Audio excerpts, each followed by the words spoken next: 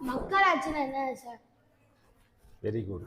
அதாவது 1947 நாம் சுதந்திரம் கிடைச்ச பிறகு 1950 ஜனவரி 26 தான் நாம் சட்டத்தின்படி ஆட்சிக்கு வந்தோம். சரியா? இப்ப இடைப்பட்ட காலத்துல நமக்கான சட்டங்களை இயற்றுவதற்காக ஒரு வரைவு குழு கமிட்டியை உருவாக்கணும். சரிங்களா?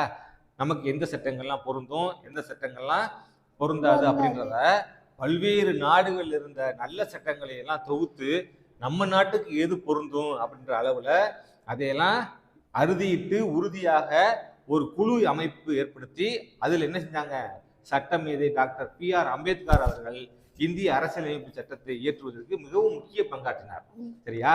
அதனால அவர் என்னன்னு சொல்றோம், இந்திய அரசியலமைப்பின் தந்தை அப்படின்னு சொல்றோம். சரியா?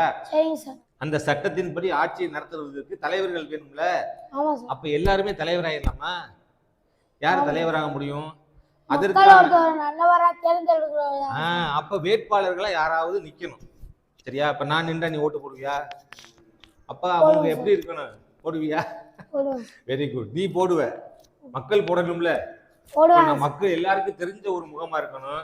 அந்த அளவுக்கு சாதனை புரிஞ்சவரா இருந்தா தான் மக்கள் எல்லாரும் அவருக்கு என்ன செய்வாங்க, ஓட்டு போடுவாங்க. இப்ப இந்த கட்சியில இருக்கக்கூடிய இந்த தலைவரை பார்த்தா நமக்கு நல்லது செய்யற மாதிரி தெரியுது, இவருக்கு ஓட்டு போட்டா நமக்கு எல்லாம் நல்லது செய்வாங்க அப்படின்னு தோணுச்சுன்னா நம்ம என்ன செய்வோம், அவருக்கு ஓட்டு போடுவோம். அப்படி இல்லைன்னா நம்ம என்ன செய்வோம், மாற்று கட்சிக்கு ஓட்டு போடுவோம். சரியா? அப்ப இதெல்லாம் யார் கையில இருக்கு? மக்களாகிய நம் கையில தான் இருக்கு. அப்ப நமக்கு கிடைச்ச இந்த ஓட்டுரிமையை நம்ம எப்படி பாதுகாத்து ஓட்டு போடணும்? நல்லவரா தேர்ந்தெடுத்து ஓட்டு போடணும்.